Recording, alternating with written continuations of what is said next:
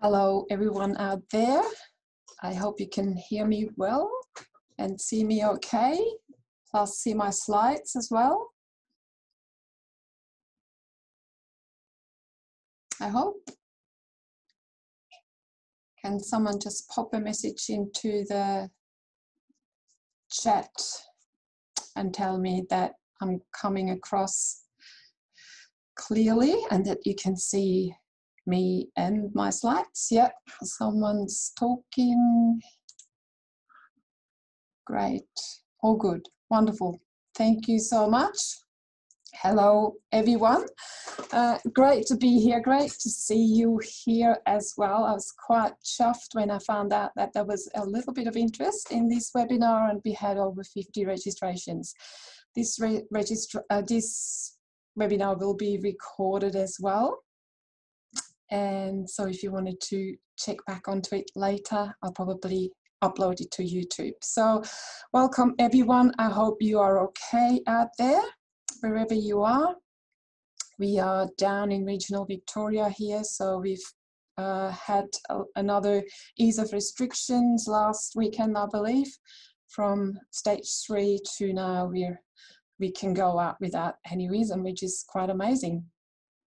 But let's get started with the do's and don'ts of Chinese herbal dispensing. It's proudly brought to you by Safflower, Chinese herbs expertly dispensed, and myself. My name is Bridget Linda. For those who don't know me, I am originally from Switzerland. I did study in Melbourne, completed my course in 2001, went back to Switzerland then. And the way I started my practice, because I went back to Switzerland immediately after I graduated, was that in Switzerland, none of the Chinese medicine practitioners are allowed to self-dispense, so they all have to use a registered dispensary service. So that's why, that's how I started my career as Chinese medicine practitioner back in 2002. I am the founder and now sole director of Safflower Chinese Herbs Expertly Dispensed. So you will appreciate that some of my views here have come from my background in running this business now for over 12 years.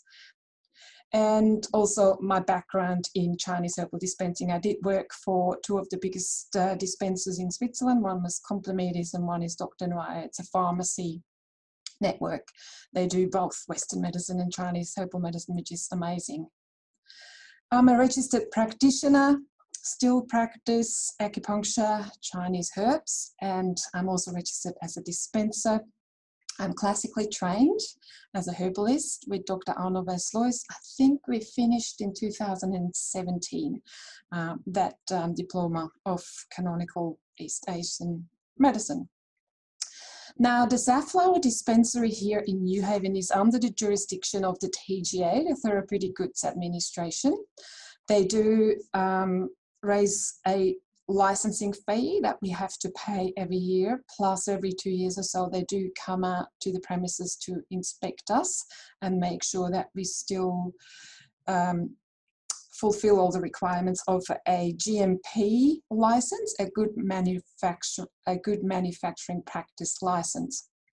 We now have to pay for those inspections at a significant cost. It's really, really high cost. Anyway, so this is my background. So hopefully you will get a lot out of it today. Some things you might know, some things you might not know. Hopefully I can inspire you to make your Chinese herbal dispensing practice better, optimize it or change it in some ways that suits you better. So I'm thinking that the content that I've prepared for you today is about 45 minutes. I'm thinking I left 15 minutes for us to, well, for me to take your questions. You can put them in the chat box. I probably won't be able to answer them during the next 30 to 45 minutes. And then I have a very quick poll at the end where you can just say anonymously yes or no, you did get something out of this content today.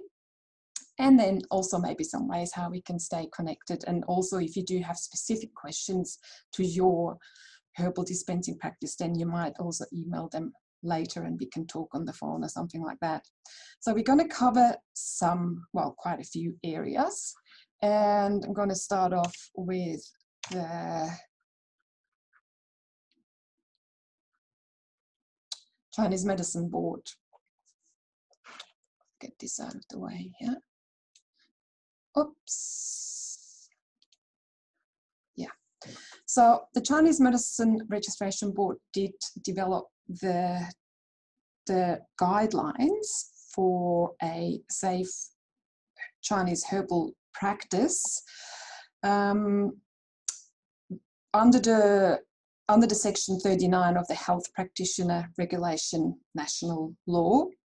Now we are being held accountable to the board and we are required to meet the standards that they set in those guidelines.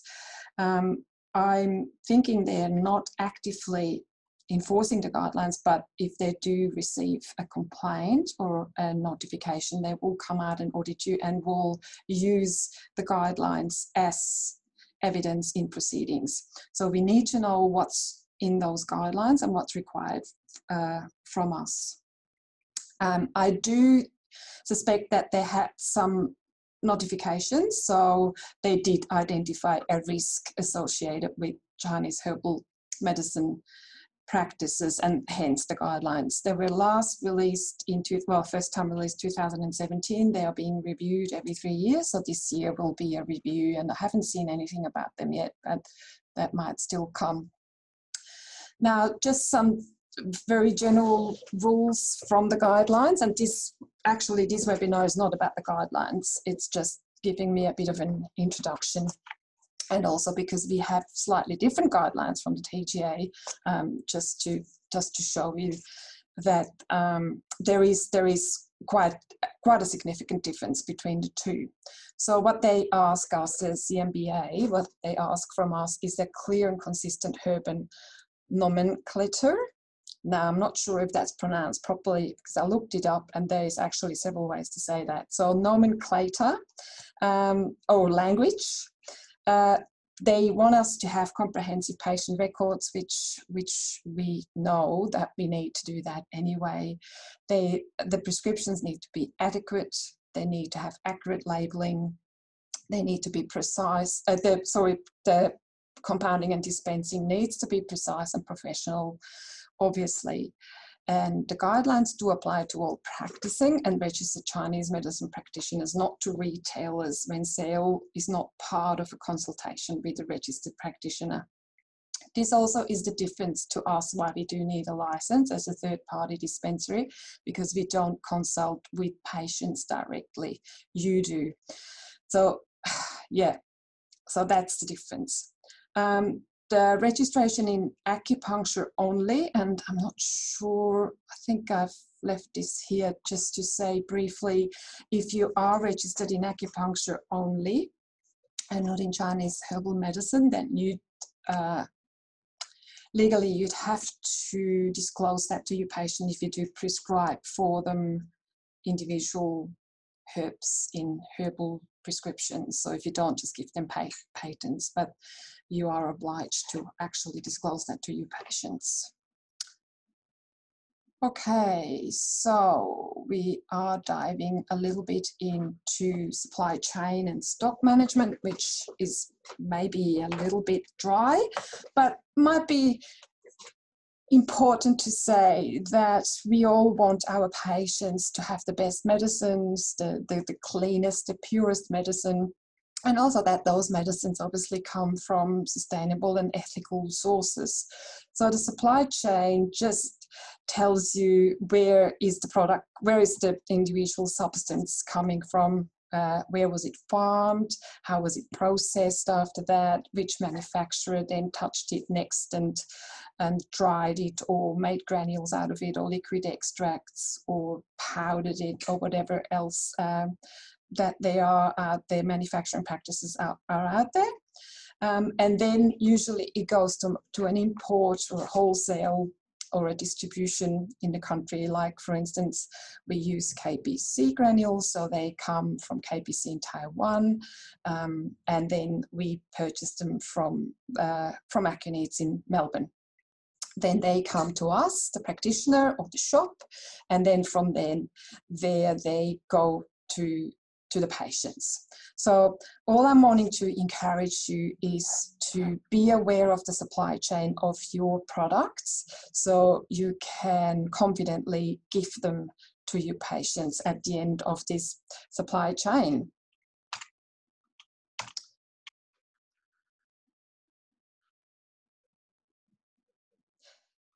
So in essence, being familiar with the exact supply chain of products, where do they exactly come from, where have they been exactly processed, how have they been processed, and who is behind all these individual steps. This is how you can choose a quality product, because, as I said, you are responsible for the medicines that you give to your patients, so you will be audited if something goes wrong with the medicines that you give to your patient. We need to have certificates of analysis, COAs, for every single substance that we have. We couldn't operate without them. So if you do have a supplier, maybe ask them for certificates, because it shows you exactly that the right botanical identity has been used for your single substance, and also what kind of tests have been performed, what analysis has been done on the single substance before it comes to you.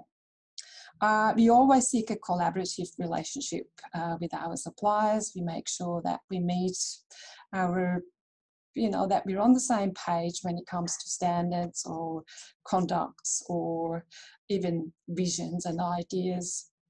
That also gives us then space to negotiate terms and conditions. So when you have a certain pattern on how you pay your suppliers or your invoices, then you might negotiate those terms with your suppliers as well. So, call them, make a time with them, or talk to them on the phone, or a Zoom meeting, and see how you can better serve each other, because we are a small industry and we should also do that a little bit better than how we do it. So align yourself with your supplier's rhythm to streamline your own process. I think that's what I wanted to say. Stock management is such a headache for so many people, including us. I'm the first one to admit that. So we always try and optimize our stock management, and mind you, we've got about $40,000 worth of stock sitting on our shelves. So we really want to be doing a good job with that, because otherwise we don't have the right stock, or we have too much stock, and then we have too much money caught up in our stock that might not be moving. So organized and detailed.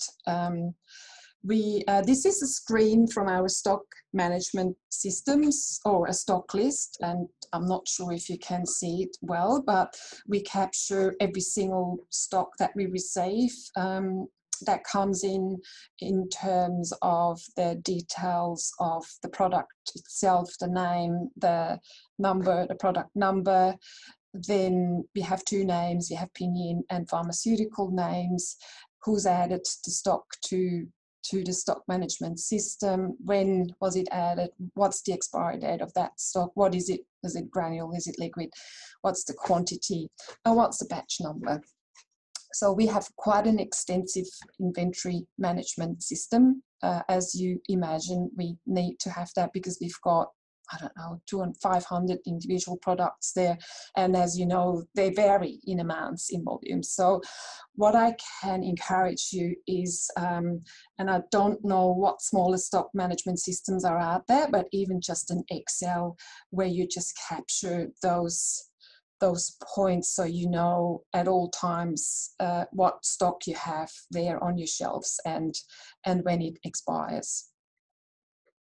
We also have KPIs, key performance indexes, where we try to, for instance, have 125 of our most important products on the shelves all the time.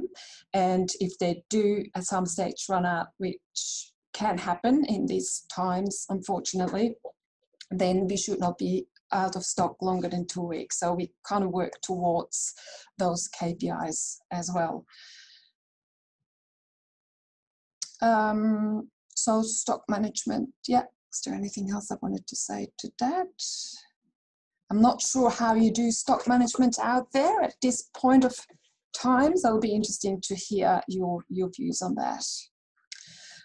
So batch numbers and consistency in your dispensing. So we're already moving on to now dispensing, record taking and patient safety.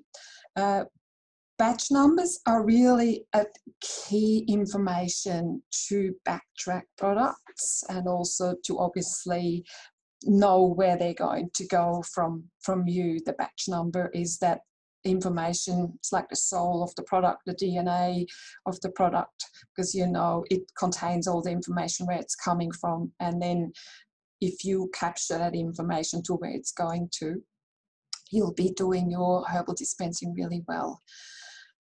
Very obviously diligent with your hygiene practices. I think we've all become specialists and experts in hygiene practices in the last 6 months. So in our dispensary, we also have to keep liquids separate from granules because TGA is always looking for cross-contamination. So we can't actually dispense the same products in the same rooms.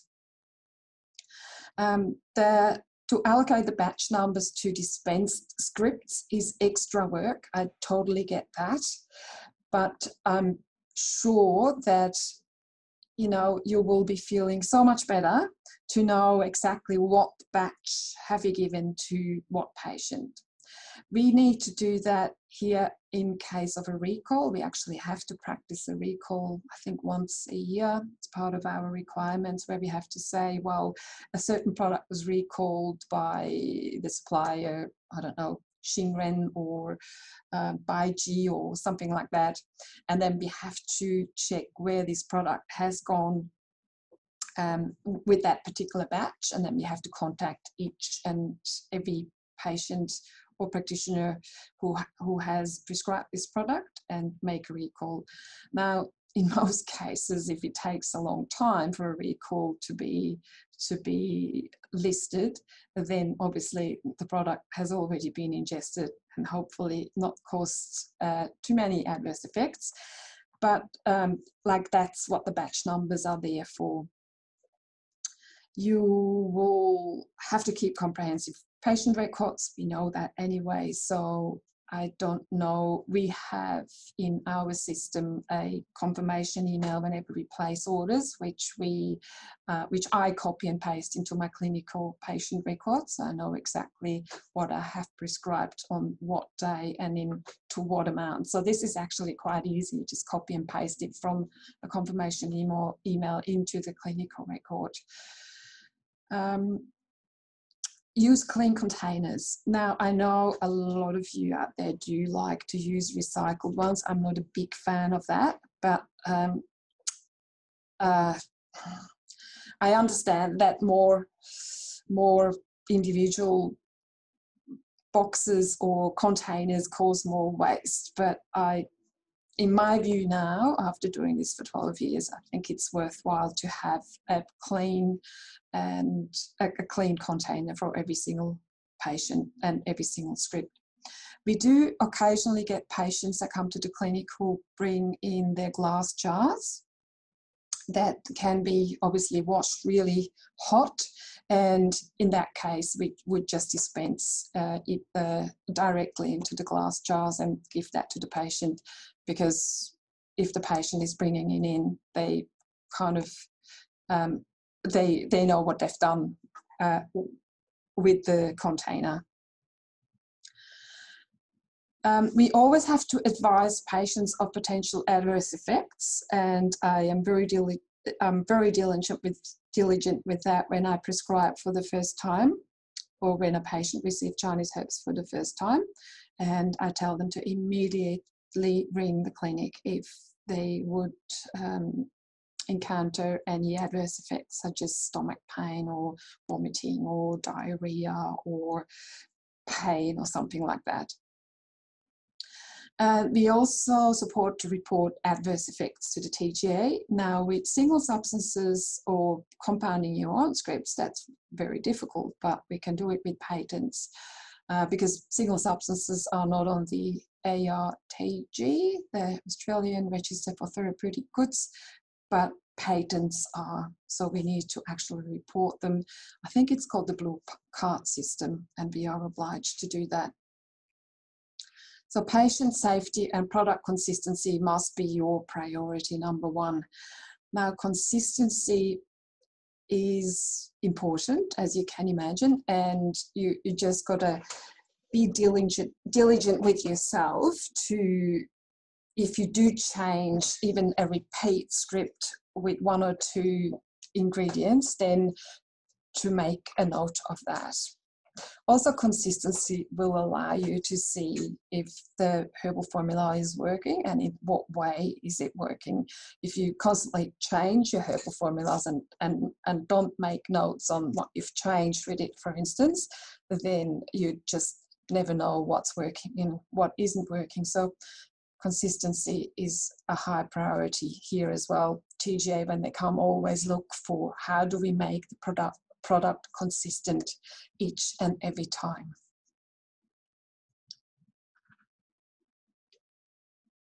Oops. The labeling.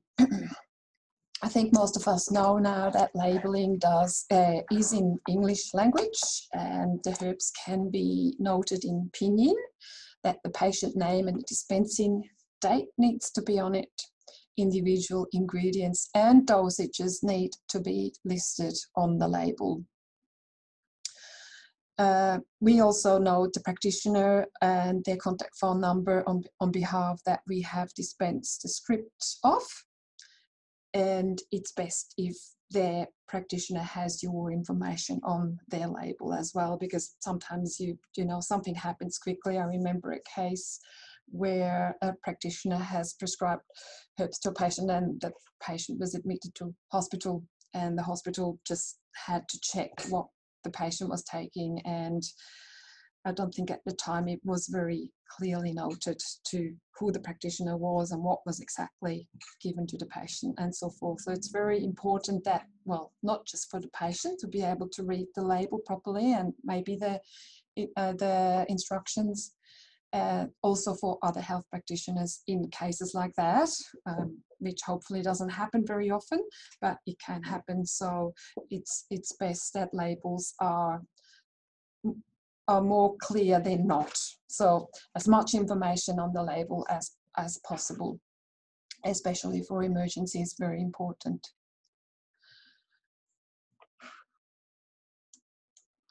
The restricted herbs story in Australia is unfortunately a very sad one. We would love, especially as traditional or as classical herbalists, we would love access to Futsu and Ma Huang, but we might be a few years off that, unfortunately. It was very close to be scheduled a few years back, and then the government changed, and it was left on the minister's desk, and then a new minister came in and it wasn't signed off, unfortunately. But now it's back in the hands of the CMBA. They requested the profession a couple of years ago, 2 years ago, to really show their interest in those herbs, and then which we did. We came together, all the professional associations came together and provided them with that document where we're saying we really want these herbs back in our clinics. I don't know where it's at, but I do remember that they did tell us at the time that it might take up to 10 years for that to happen. So what they're trying to do is actually put Fuzhou and Ma Huang into Schedule 1 on the SUSMP, which is the Uniform Scheduling of Medicine and Poison Standard. It's empty at the moment, so that could be an opportunity for us to have those herbs at least in there. And then we have to receive a special training so we can either prescribe them or compound them. But that was the plan, but it might take a little bit longer. So currently it's illegal for us to even touch those herbs. And there is thresholds of the active ingredients in the herbs that will allow a GP, so a medical practitioner, a dentist, a veterinary surgeon, or a pharmacist to have access to those herbs. But if we're not registered in any of those professions, then we simply can't obtain, process, use, sell, or supply these herbs in any way, shape, or form, which is very sad and very frustrating because we know how good those herbs are and how effective those herbs are.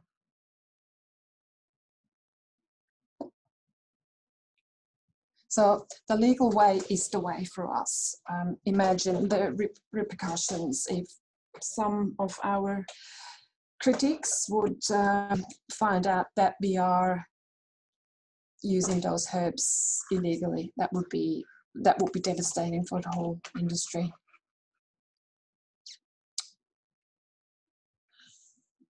The supply of patents, proprietary medicines, I don't have a huge expertise with those, but I can sort of give you the legalities around it.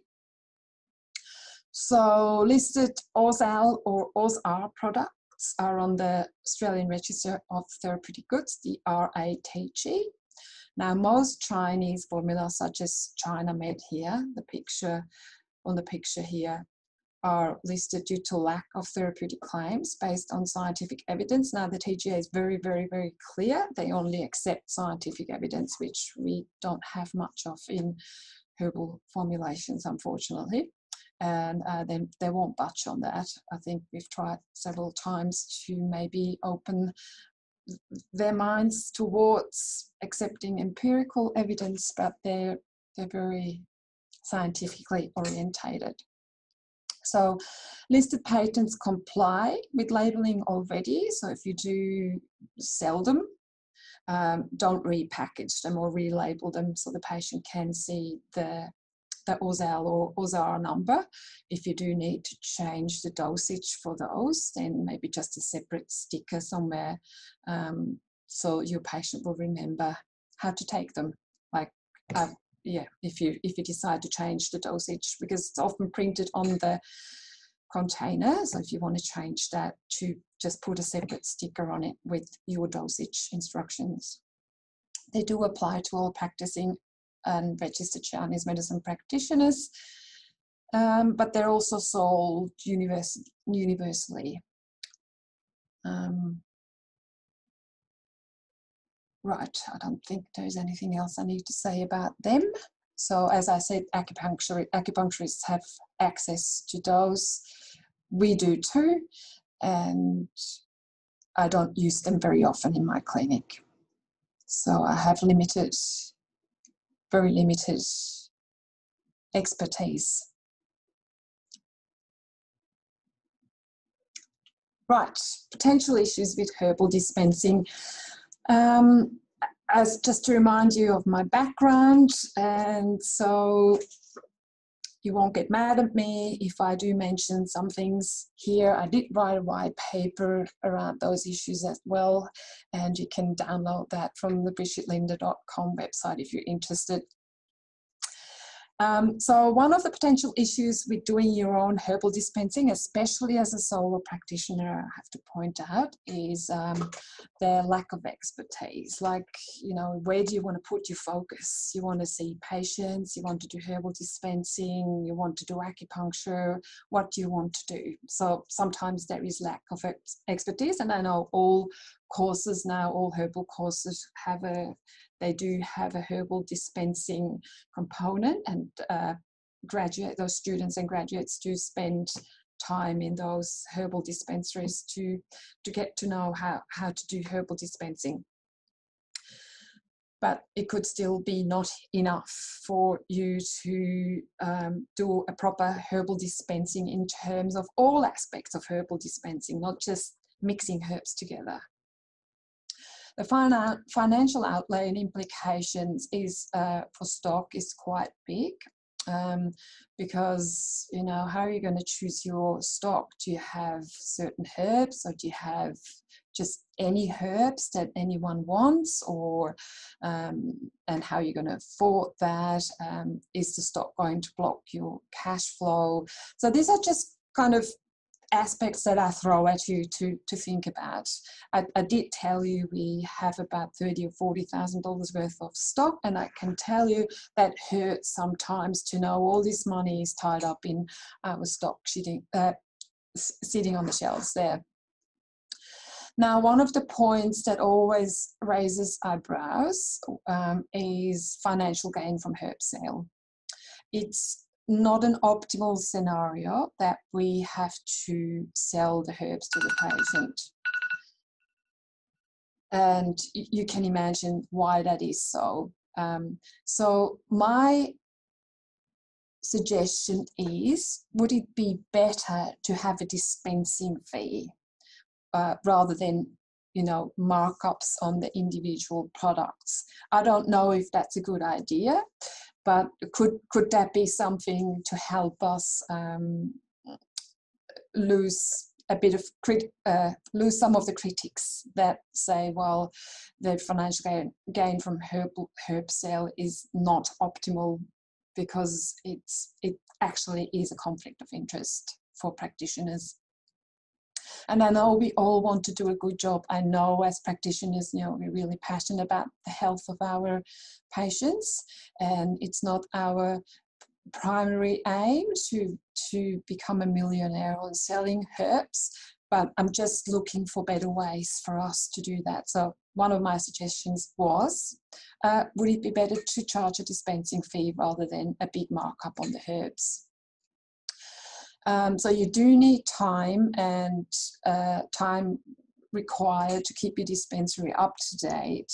You need to know your guidelines, so you need some resources, and you need to be able to meet the requirements of the board with your herbal dispensing. You need to have cleaning and hygiene practices, which I'm very, very sure everyone is totally on top of that right now. And then the stock management issues, you know, what products do you have on your shelves? What do you do when they expire? So it is totally unacceptable to give expired stock to your patients. I'm pretty sure you know that. And that's sometimes just a headache, because you might have to throw out or, you know, I know some practitioners use their own expired stock, so they don't have to throw it out. I totally get that. So once again, just some thoughts for you to take away with stock management, wastage of products. Is your packaging and labeling compliant with the guidelines? Are you really doing the best you can there? Also, obviously the best for your patients. And are you breaching the CMBA guidelines anywhere? Do you know if you do or don't? So just a few thoughts there for you to consider. I do have some more economic considerations. So the financial outlay when starting out is a big burden for graduates, a huge burden. So would it be better to have a limited dispensary once you know you've you've started practicing, you really want some herbs there for your patients, would it be good just to have an area that you dispense your own herbs for, say, in women's health? Because it might not be 125 herbs, it might be less than that, and you might have everything there for that, and then whatever you need outside that area, you can do patents, or you can use one of the dispensary services in Australia, something along those lines. So you're not just thinking you have to buy every single product out there that everyone thinks is great and everyone wants all of a sudden. Because that will get you into trouble where all of a sudden all your cash is sitting on the shelves in your stock or on your stock. We did do a quick survey a few months ago just to find out. So for reordering stock, practitioners use about half an hour to 1.5 hours a week, which I didn't think was a lot, but it doesn't cover all your time that you have to spend in a proper dispensary if you're doing it all yourself. So what you should do is really do a profit and loss on your herbal dispensing. That includes also your time. There is a blog listed here where you can work out your profit margin, just very specific to the stock inventory and some of those key figures in stock management.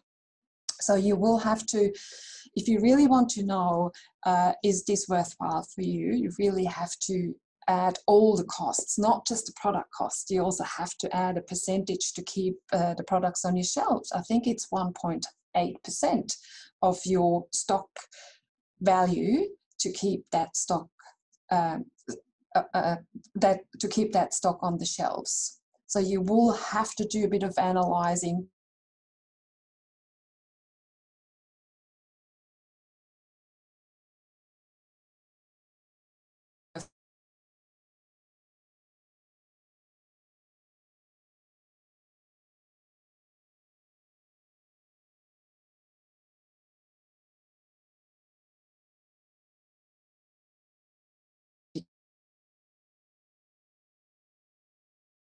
Because I never had.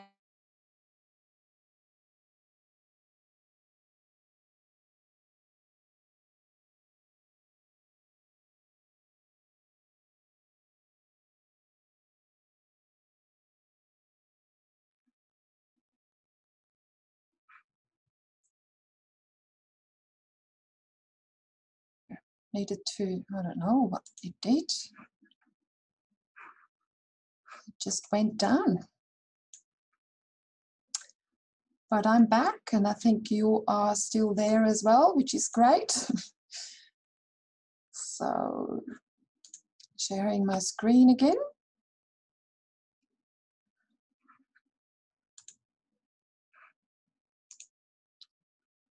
That's where we start. Simple as Excel. It doesn't have to be anything elaborate.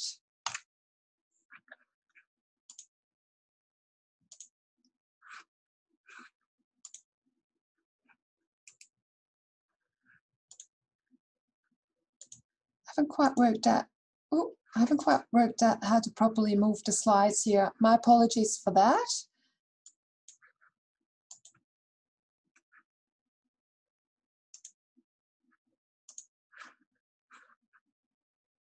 Just finding it again. So it was here just before. That's where they are. Okay, so in summaries, the do's and the don'ts for Chinese herbal dispensing. I think it's important to analyze your requirements for herbs. So have a clear plan about it rather than just going and buying stuff and then thinking, yeah, you're going to use it at some time or sometimes and you're not. So just be clear about maybe just a particular area you want to dispense your own herbs for, and other areas are covered by patents or by a dispensary service. So be aware of your responsibilities and the consequences of your actions, which is very important. And in a situation where you are being reported or notified, then they will come out and check you out, unfortunately, which is very, very stressful, very stressful. So be organized and guidelines and keep track and look at data. So look at data both financially and also inventory, and stay consistent with your herbal dispensing. So don't just, you know, do stuff on the fly, on the go, and yeah, I feel a bit like I want to add this herb or that herb to that.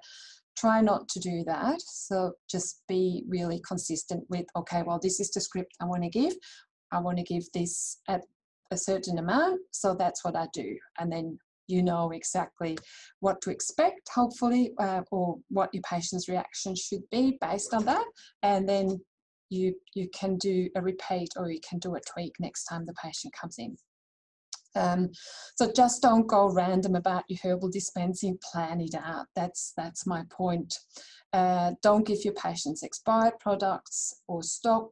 This includes raw herbs that have life in them of some kind. I remember when I worked in, when I did my training, and we had raw herbs, and we had to go through the herbs every week and check that raw herbs, that there wasn't anything else living in those containers. Don't try and have as many herbs as possible. It will be difficult to keep up. Just have a focus on what area you would like to focus on, and then stick to that for a while. If it's not working, you know, you change, but you've got to stick with something for a little bit. And don't be tempted into buying, obtaining, dispensing, or dealing restricted herbs. It's very clear we don't legally have access to them. And I'm 5 minutes early, but it's now time to ask your questions. If you like, you can check out our website, of course, safflower.com.au. We have an Instagram account, safflower_dispensary. You can have a look at our Facebook page, or you can connect with me in LinkedIn. However, you can just also send us an email to info@safflower.com.au if you have a specific question, or if there's the question's not answered. Any of your questions haven't been answered today, and I will now try and bring up the polling.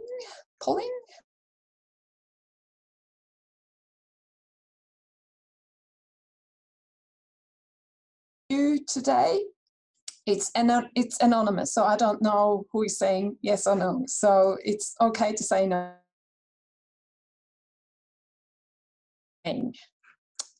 Now I can stop share here. So thank you for that. So far, so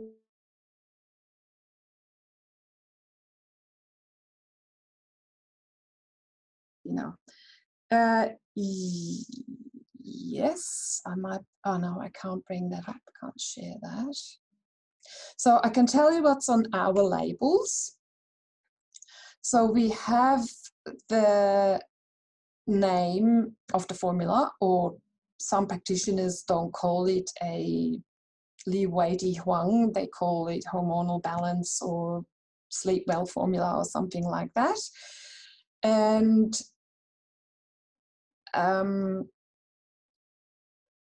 then we have the dosage instructions. So they're to take 3 grams 3 times a day with hot water or cold water or no water. Then we have the text where it says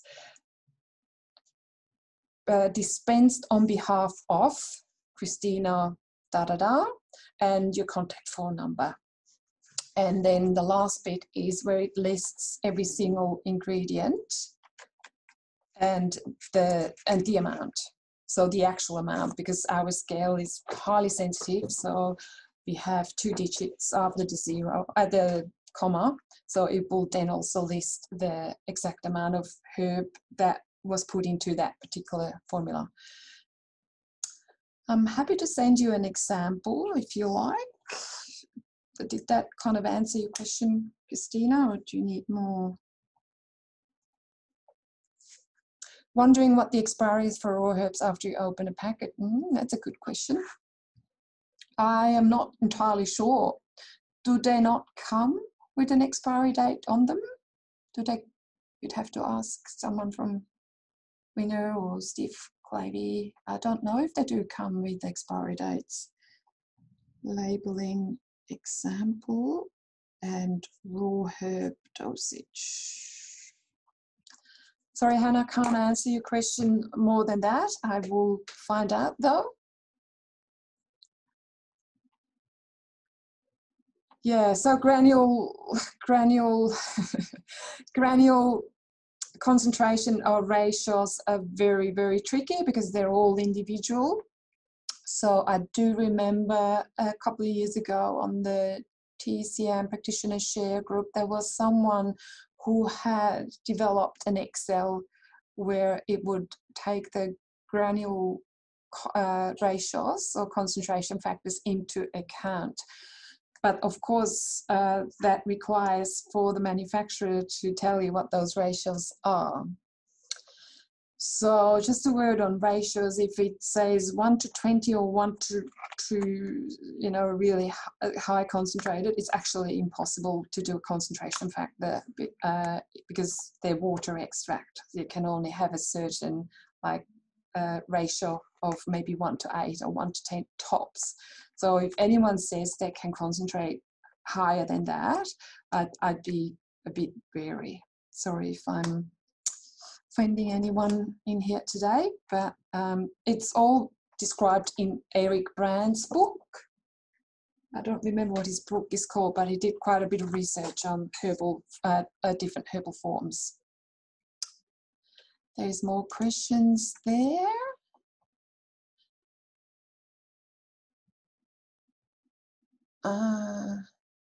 No, not yet. Any other questions? Yeah, there is. What's your parent quality? Quarter granules. I think they're good granules. They come from Taiwan. I don't know.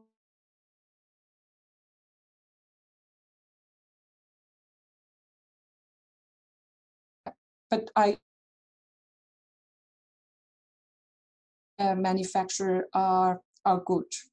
I can find out more if you like, Hannah, because I can also maybe find out what the answer to your other question was.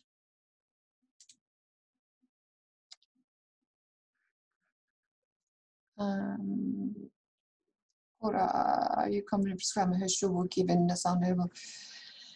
I am, but I wouldn't prescribe them to a patient who had in any way, shape or form altered liver values.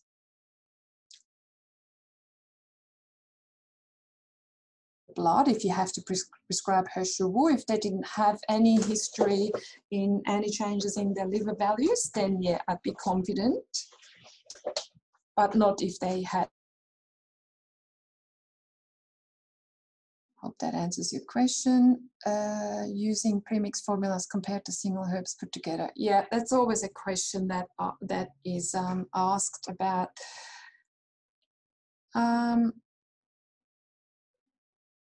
Look, they do say the synergy of the prepared formula is stronger. I remember someone asked this question to Arno in our course, and Arno said, well, all comes together in the stomach anyway, so does it really matter? Because he was using granules at the time because he was traveling a lot, and that was a question that was asked him. That was his answer. And yeah, I've used liquid extracts most of my practice here in Australia for the last 12 years. They're also single substances. They don't come as formulations, and I found them quite effective, especially in children. Yeah, really effective. So premixed, I would prefer a premixed formula, but it's not always possible to have premixed formulas. And how would you then accommodate for the customization? So I think customization maybe takes priority over premixed formula. I think that's my answer to that question, Christina. Do I only use KPC granules? At the moment I do, because with the TGA license, we can only use someone who has a GMP license from the TGA. The Australian regulatory, which is the TGA, and TGA has inspected KPC in Taiwan. That's why we use KPC granules.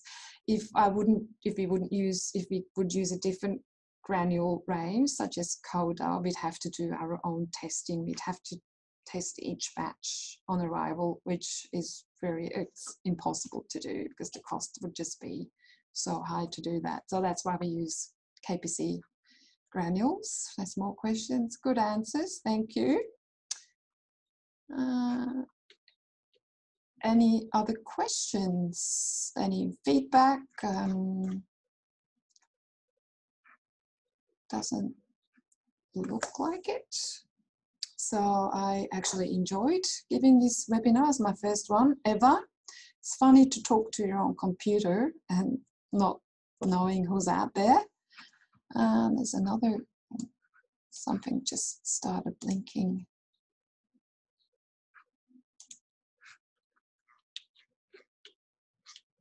No.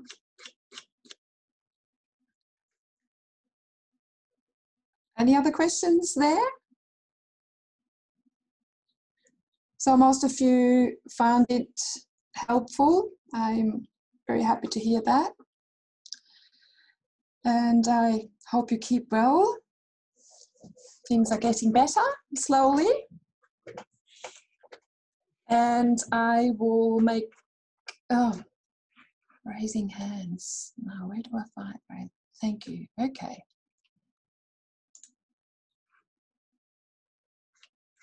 Awesome. I can email notes, yeah. So you mean the slides? I can make slides available, no problem at all. Thank you. Thank you everyone for being here today. I wish you all the very, very best, and I hope you had some good ideas on inspiration on how you could tackle your herbal dispensing or let it go altogether. But yeah, feel free to email info@safflower.com.au anytime if you have any more questions or if you wanted to talk to me about something in particular. Very happy to do that as well. Thanks again for your presence today. Much appreciated, and have a great afternoon and be 10 minutes early. That's really cool. Thank you. All right, bye for now.